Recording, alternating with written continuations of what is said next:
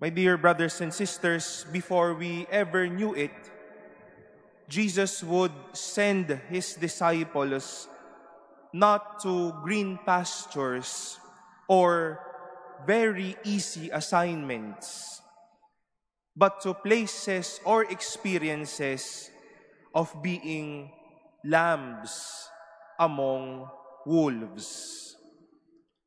Hindi sila pinadala sa mga tao o lugar na easy-easy lang, kundi sa mga lugar kung saan talagang susubukin o susubukan sila. But having known these conditions, that mission places are not really easy places. What will make mission fulfilling and pleasing is a presence of someone or a presence of everybody to unload and unpack inner burdens or inner mission or ministry burdens. Mahirap man ang paglilingkod, pero dahil may katulong, magiging banayad ang lahat. May kasama na haharap sa mga ito.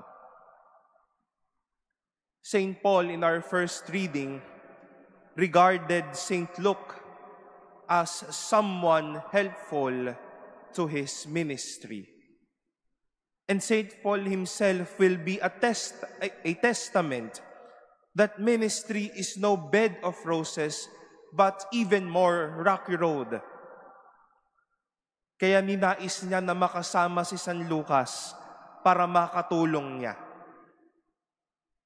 That in the midst of being sent among wolves, to an experience of at least detaching himself to earthly glamour, to places where it could be possible that God is not any more relevant, someone will be there to cheer him up and help him see things doing well and good.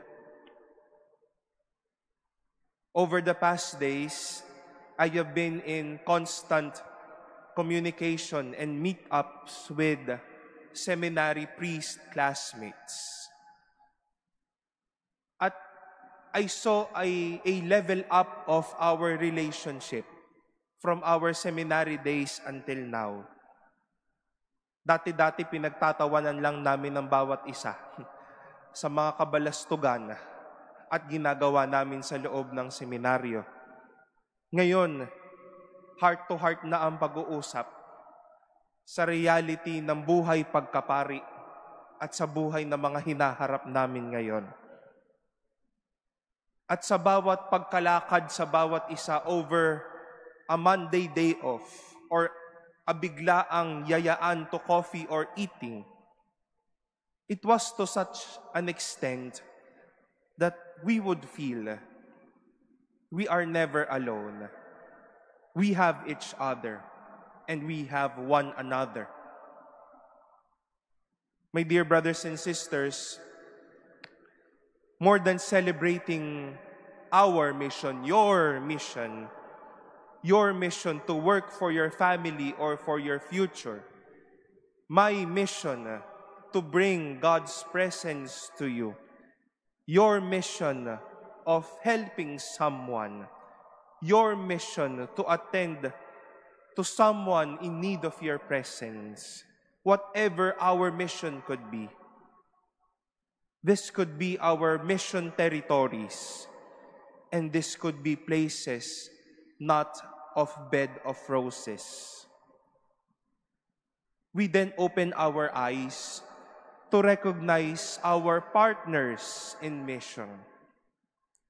Ang mga tao na magpapagaan sa ating pagbubuhat ng krus. Ang mga tao na kasama natin sa pagbubuhat ng krus.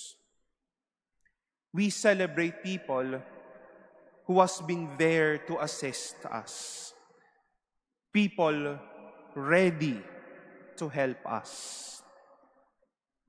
to be partners not as another burden, but to be partners in carrying the burden. Haharap po tayo sa mga tungkulin at misyon natin at minsan mahirap nga ang mga ito. And God is sending you and me like Saint Luke, ready to help, ready to assist, ready and happy to serve. Hindi dagdag bigat, kundi sasamang bumuhat ng bigat ng misyon at ng buhay. Kasamang lalakarin ng misyon, kasama ding haharap sa ligaya at pagpapala ng misyon.